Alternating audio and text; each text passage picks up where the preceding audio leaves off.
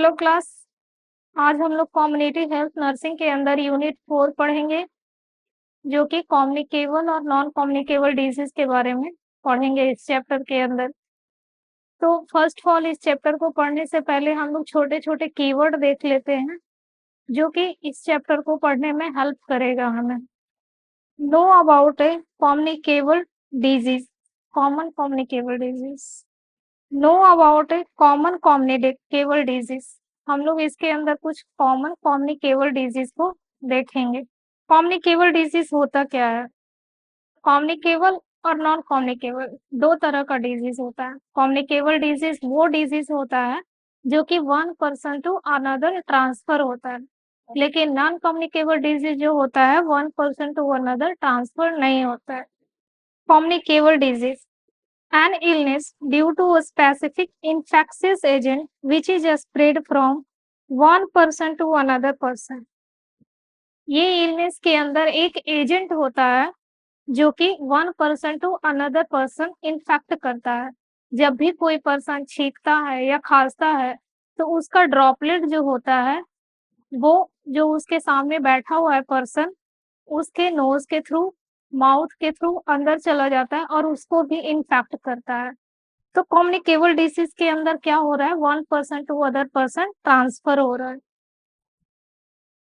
Then है virus. Virus क्या होता है? A tiny organism that multiply within cell and causes a disease such as a smallpox, measles, extra. Virus जो होता है एक टीनी ऑर्गेनिज्म होता है जो हमारे बॉडी के अंदर इंटर करता है तब वो मल्टीप्लाई कर जाता है और ये कुछ डिजीज को काउज करता है, जैसे कि चिकन पॉक्स हो गया, मीजल्स हो गया और भी इस तरह के कुछ वायरल डिजीज हैं। देन है बैक्टीरिया, सिंगल सेलेड और simple organism that are invisible to a naked eyes. Bacteria जो होती है बहुत स्मॉल होती है, इनको हम अपनी खुली आंखों से नहीं देख सकते हैं, तो इनको देखने के लिए हम माइक्रोस्कोप का यूज करते हैं जिसके थ्रू हम बैक्टीरिया को देख पाते हैं। बैक्टीरिया दो तरह का होता है, ईस्टफुल बैक्टीरिया और हार्मफुल बैक्टीरिया। कर्ड के अंदर लैक्टिबुलस बैक्टीरिया प्रेजेंट होते हैं, तो लैक्टोबैसिलस बैक्टीरिया जो होती हैं वो कर्ड के अंदर प्रेजेंट होती है और ये हमें डाइजेस्टेशन में हेल्प करती हैं।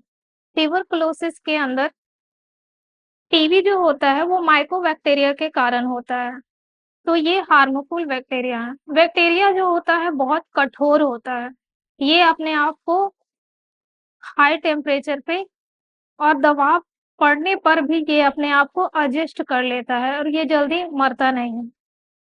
देन हमारा नेक्स्ट है acute, A short term and intense health effect. ये शॉर्ट टर्म के लिए आता है लेकिन हमारे लिए बहुत घातक होता है। देन है क्रॉनिक। क्रॉनिक हेल्थ कंडीशन क्या होता है? A health related state that lasts for a long period of time, example cancer and asthma। Chronic जो होता है ये लंबे समय तक के लिए होता है। कोई भी डिसीज अगर एक बार किसी भी पर्सन को हो जाता है तो फिर जब तक उसका मृत्यु नहीं हो जाता है ये ठीक होने की संभावना बहुत कम हो जाती है, इसीलिए हम इसे क्रॉनिक कहते हैं। जैसे कि कैंसर हो गया, अस्थमा हो गया, ये सारे क्रॉनिक के अंदर आ जाते हैं। देन है infection, the entry and multiplicity of infectious agent in man और एनिमल। जब भी कोई मैन और एनिमल के अंदर क्या होता है, कोई भी इन्फेक्शन जो होता है वो इंटर कर जाता है और बॉडी के अंदर धीरे-धीरे वो मल्टीप्लाई करने लगता है और मल्टीप्लाई करने के कारण क्या होता है, हमारे जो सेल होते हैं उनको डैमेज करने लगता है, जिसके वजह से हम बीमार पड़ जाते हैं। देन है lesions, an area of abnormal tissue changes. Lesion वो होता है जो हमारे टिश्यू को क्या करता है, एरिया को एबनॉर्मल कर देता है।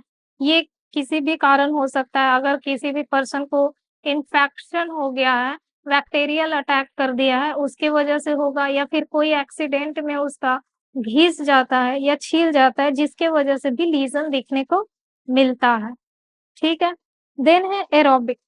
Aerobic requiring the presence of oxygen. Aerobic का मतलब ही होता है कि एरोबिक का मतलब होता है कि ऑक्सीजन का प्रेजेंस में, मीन्स कोई भी एक्टिविटी अगर पर्सन कर रहा है तो वो ऑक्सीजन के प्रेजेंस में ही कर रहा है।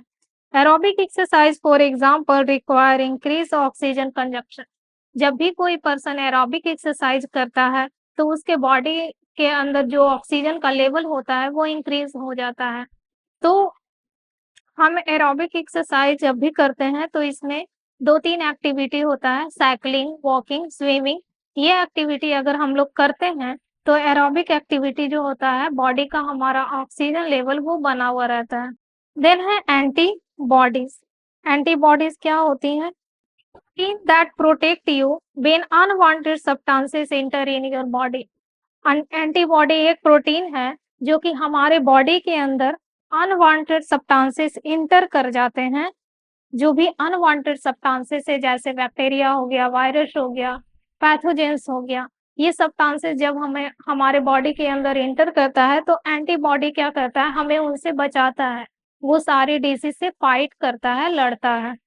देन है immunity, a complex network of cell, tissue, organ, and the substances they make help the body fight infections and other disease।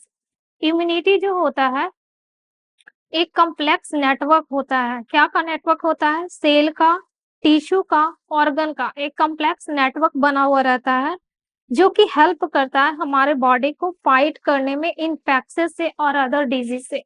जब भी कोई बाहर का एजेंट हमारे बॉडी के ऊपर अटैक करता है तो इम्यूनिटी जो है हमें उनसे बचाता है। हमारे बॉडी के अंदर इम्यूनिटी कैसे आता है? कुछ हमें हमारी इम्यूनिटी जो है हमें हमारी मदर से मिलती है और कुछ जो है हम वैक्सीनेशन के थ्रू उसे अचीव करते हैं और वो हमारे बॉडी में डिसीज से लड़ने में हेल्प करती हैं। देन है इंक्यूबेशन। इंक्यूबेशन क्या होता है? The time between infection by a pathogen and appearance of disease symptom.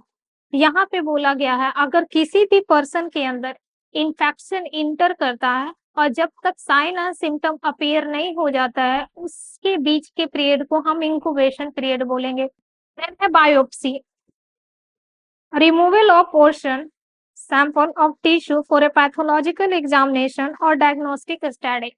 Biopsy के अंदर हम लोग अलग अलग डिजीज का पता लगाने के लिए बायोप्सी टेस्ट करते हैं। इसके अंदर हम लोग फॉर एग्जांपल कैंसर का पता लगाने के लिए भी बायोप्सी करते हैं। इसके अंदर बॉडी का कोई भी पार्ट से हम लोग छोटा सा स्मॉल टिश्यू लेते हैं या फिर नीडल के थ्रू हम लोग फ्लूइड को निकालते हैं और उसको पैथोलॉजिकल लैब में हम लोग टेस्ट करते हैं और टेस्ट करने पे ये हमें पता चलता है कि हाँ उस पर्सन को कैंसर है या भी और भी किसी तरह का डिजीज प्रेजेंट है उसके अंदर। देन है डर्मिस, द लोअर और inner layer of two main layer of tissue to make the skin.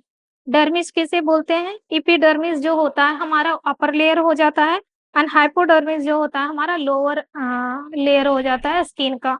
तो डर्मिस बीच के पार्ट को कहलाता है। ये जो इपिडर्मिस वाला पार्ट है वो हल्का पतला रहता है और ये मोटा रहता है और इससे जब भी ज्यादा ठीक रहता है हाइपोडर्मिस। देन है कॉप्लिक्स sports. Coccyx spores are a small white spot inside the mouth during the first day of the invention stage of measles। जब भी कोई भी पर्सन को फर्स्ट स्टेज मीजल्स होता है तब उसके माउथ के अंदर कॉप्लिक्स स्पोर्स देखने को मिलता है। कॉप्लिक्स स्पॉट होता क्या है? व्हाइट व्हाइट सा स्पॉट्स माउथ के अंदर हो जाता है। देन है endemic, constant presence of disease in particular geographical area। Example malaria. यहाँ पे क्या हो रहा है? एक पार्टिकुलर ज्योग्राफिकल एरिया में डिजीज जो है फैल रही हैं। For example malaria. और ये जो डिजीज होती हैं वो खत्म नहीं होती हैं, ये डिजीज रिपीट होते रहती हैं। देन है multi drug therapy, use a combination of drug to cure a disease. यहाँ पे हम लोग क्या करते हैं? पर्सन को क्योर करने के लिए अगर उसको किसी भी तरह का कोई डिजीज हुआ है तो उसको क्योर करने के लिए हम लोग मोर देन वन ड्रग का यूज करते हैं, इसीलिए इसे कहा गया है मल्टी ड्रग थेरेपी।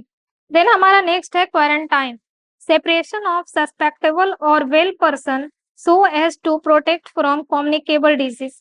हम यहाँ पे वैसे पर्सन को सेपरेट कर रहे हैं, क्वारंटाइन कर रहे हैं जिसपे हमें शक है। एक नॉर्मल पर्सन है जो कि इन्फेक्टेड पर्सन के कांटेक्ट में आया है कोविड के अंदर हमें शक हो रहा था उस पर्सन पे कि इसको भी कोरोना है, इसीलिए हम उसको क्वारंटाइन कर रहे थे 10 से 12 दिन के लिए कि अगर उसको कोविड हुआ है तो साइन एंड सिम्पटम देखने को मिलेगा। अगर उसको कोविड नहीं है तो फिर ये पर्सन ठीक है, नॉर्मल है। देन नेक्स्ट पढ़ेंगे इम्यूनाइजेशन। इम्यूनाइजेशन का ही दूसरा नाम है vaccination. Vaccination or immunization is usually given by an infection that make the body immune system produce antibody that will fight off as virus. हम लोग इम्यूनाइजेशन कब करवाते हैं? मतलब इम्यूनाइजेशन करवाना मीन्स वैक्सीनेशन करवाना। हमारे बॉडी के अंदर जितने भी बाहर के फॉरिजन पार्टिकल हैं, वो हमारे बॉडी पे अटैक कर देते हैं और हमें बीमार कर देते हैं। तो उस बीमारी से बचने के लिए हम इम्यूनाइजेशन करवाते हैं।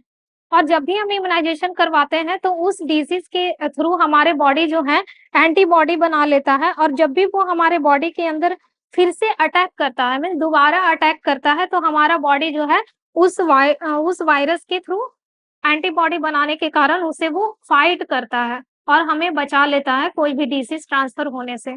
देन है हमारा dose, amount of medicine that you take at one time. जो हमें डॉक्टर ने प्रिस्क्राइब किया है वन टाइम पे अमाउंट ऑफ मेडिसिन लेने के लिए, उसको हम डोज कहते हैं।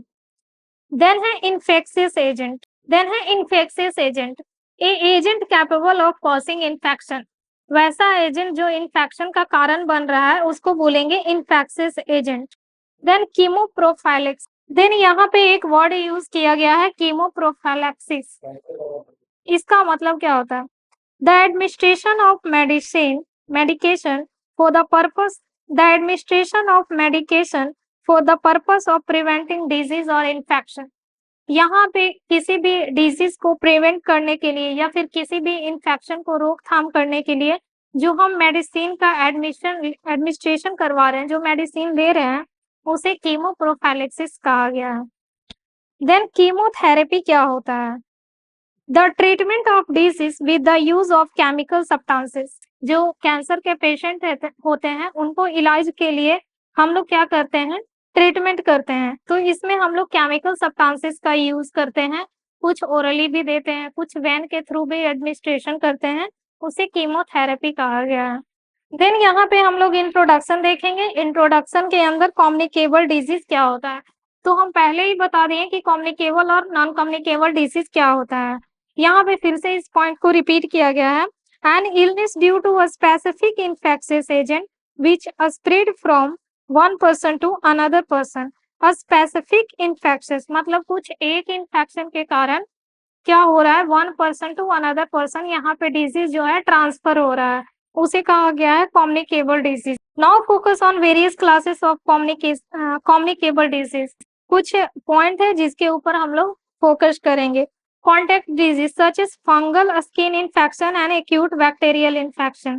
फंगल स्किन इन्फेक्शन वो होगा जो पर्सन को इन्फेक्शन है, स्किन से रिलेटेड इन्फेक्शन है, अगर उसके कांटेक्ट में कोई दूसरा पर्सन आता है, उसका क्लॉथ शेयर करता है या फिर उसका तौलिया शेयर करता है, तो भी उसको भी होने की चांसेस होती है। देन है acute bacterial conjunctivitis. Acute bacterial conjunctivitis के अंदर होता यह है कि आईज जो होती हैं वो रेड कलर की हो जाती हैं और इसमें से कुछ पस जैसा निकलता है, येलोइश पस कलर का। अगर कोई इस तरह अगर कोई पर्सन को ये कंजक्टिवाइटिस हो जाता है तो उसको चश्मे लगाकर, ब्लैक कलर का चश्मा आता है, उसको लगा करके रखना चाहिए ताकि आगे वाले पर्सन को इन्फेक्ट ना करे। सेक्सुअली ट्रांसमिटेड डिजीज के कारण HIV एड्स देखने को मिलता है, जो कि अनप्रोटेक्टेड सेक्स करने के कारण होता है। या ऐसे पर्सन जिसको HIV एड्स है, अगर उसका निडल्स हेल्दी पर्सन के कांटेक्ट में आ जाता है या फिर उसको चुभ जाता है, तो सेक्सुअली ट्रांसमिटेड डिजीज होने की चांसेस होती है। देन है vector borne disease transmitted to humans, other animal, blood feeding arthropod, example mosquito। यहाँ पे वेक्टर बॉर्न डिजीज ज्यादातर मच्छर जो होते हैं वो डिजीज को ट्रांसफर करती हैं, जैसे कि वो ऐसे पर्सन को बाइट करता है जो कि इन्फेक्टेड है और उसके बाद वो हेल्दी पर्सन को बाइट करता है, तो इन्फेक्टेड पर्सन का जो भी ब्लड है वो हेल्दी पर्सन के कांटेक्ट में आता है और फिर उसे वेक्टर बॉर्न डिजीज होने की चांसेस होती हैं और ये ज्यादातर मॉस्किटो के थ्रू होती हैं। देन है disease caused by fecal oral contamination. यहाँ पे डिजीज जो हो रहा है फीकल ओरल कंटामिनेशन के थ्रू हो रहा है। कौन से तरह का डिजीज हो सकती हैं, जैसे कि कोलरा हो गया, फूड पॉइजनिंग हो गया। डिजीज काउज्ड बाय ए फीकल ओरल कंटामिनेशन, डिजीज जो हो रही है फीकल ओरल कंटामिनेशन के थ्रू हो रही है। देन ए फीकल ओरल ट्रांसमिशन रूट, यहाँ पे फीकल के थ्रू कैसे डिजीज जो है वो ट्रांसफर हो रही है पर्सन में। तो एक फिगर के अकॉर्डिंग यहाँ पे बताया गया है। यहाँ जो स्टूल है यहाँ पे क्या करती है, हाउस फ्लाई बैठती हैं, और ये सेम हाउस फ्लाई जो होती हैं खाने पे जाके बैठती हैं। तो ये पर्सन क्या करता है, इस खाना को खाता है और उसे कोलेरा या फूड पॉइजनिंग जैसे चांसेस होने की संभावना रहती है, होती है। तो जब भी हम खाना बनाते हैं, प्रिपेयर करते हैं, तो इस बात का ध्यान रखना चाहिए कि हम उसको अच्छी तरह से कवर करके रखें, ताकि हाउस फ्लाई जो है उस पे बैठ के उस खाना को इन्फेक्ट ना करें। देन नेक्स्ट है हमारा airborne disease. Airborne disease, bacteria और virus that are most commonly transmitted through a small respiratory infection। यहाँ बैक्टीरिया और वायरस के थ्रू क्या होगा, एयरबॉर्न डिजीज जो होगा ट्रांसफर होगा, एग्जाम्पल टीवी के थ्रू। देन है जूनोटिक डिजीज, वैसी डिजीज जो जानवर से इंसान में ट्रांसफर होता हो, एग्जाम्पल रेबीज और टेटनेस। तो ये क्लास हमारा खत्म, नेक्स्ट टॉपिक देखेंगे हम लोग नेक्स्ट क्लास में। Thank you.